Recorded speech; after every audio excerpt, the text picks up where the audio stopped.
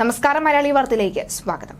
മുഖ്യമന്ത്രി പിണറായി വിജയന്റെ ഔദ്യോഗിക വസതിയായ ക്ലിഫ് ഹൌസിൽ കാലിത്തൊഴുത്ത് നിർമ്മിക്കാൻ പൊതുമരാമത്ത് വകുപ്പ് പണം അനുവദിച്ചതിന്റെ കണക്കുകൾ പുറത്ത്. ക്ലിഫ് ഹൌസിൽ കാലിത്തൊഴുത്ത് നിർമ്മിച്ചിട്ടില്ല എന്ന മുഖ്യമന്ത്രിയുടെ നിലപാടിനെ ഖണ്ഡിക്കുന്നതാണ് നിയമസഭാ രേഖയിലെ ഈ പരാമർശങ്ങൾ. കാലിത്തൊഴുത്തിന് 40 ലക്ഷം എന്ന് പറയുന്നത് പോലെ അസംബന്ധമായ ഒരു പ്രചാരണവും ഈ ഭൂലോകത്ത് ഉണ്ടാകുമെന്ന് തോന്നുന്നില്ല.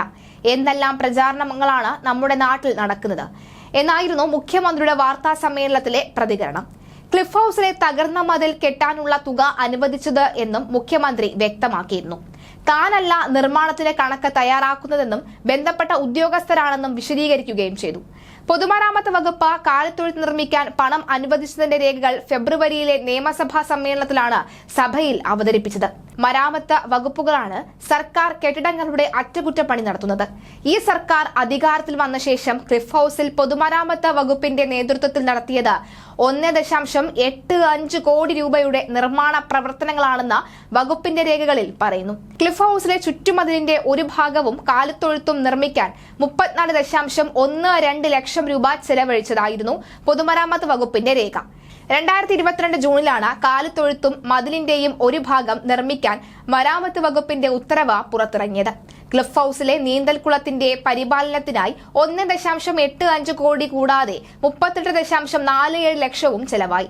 ഈ സർക്കാർ അധികാരത്തിൽ വന്ന ശേഷം ക്ലിഫ് ഹൌസിൽ നടത്തിയ നിർമ്മാണ പ്രവർത്തനങ്ങളും ചെലവഴിച്ച തുകയും ഇങ്ങനെ: ലിഫ്റ്റ് 16,26,462 രൂപ, വാട്ടർ സപ്ലൈ ആൻഡ് ഡ്രെയിനേജ് ലൈനിന് വേണ്ടി 4,89,019 രൂപ, ജീവനക്കാരുടെ വിശ്രമമുറി 72,45,703 രൂപ, പെയിന്റിംഗിനായി 6,89,194 രൂപ, മുഖ്യമന്ത്രിയുടെ ഓഫീസ് റൂമിലെ നിലത്തെ പലകകളുടെ അറ്റകുറ്റപ്പണിക്കായി 6,12,603 രൂപ, ചാണകക്കുഴി 3,52,493, മതിലും കാലിത്തൊഴുത്തിനുമായി 34,12,277 രൂപ, ശുചിമുറിയും അനുബന്ധ അറ്റകുറ്റപ്പണികളും 1,03,047 രൂപ, സീലിംഗും കിച്ചൺ കബോർഡും 2,42,247 രൂപ, ഷീറ്റ് റൂഫിലെ ഗ്രില്ല് 9,76,007 രൂപ, ഗാർഡ് റൂമിലെ അനുബന്ധ ജോലികൾ 1,36,472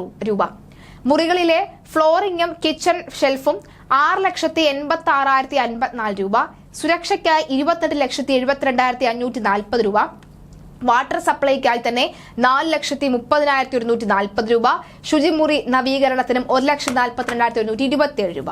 ഇങ്ങനെ പോവുകയാണ് കണക്കുകളുടെ എണ്ണം.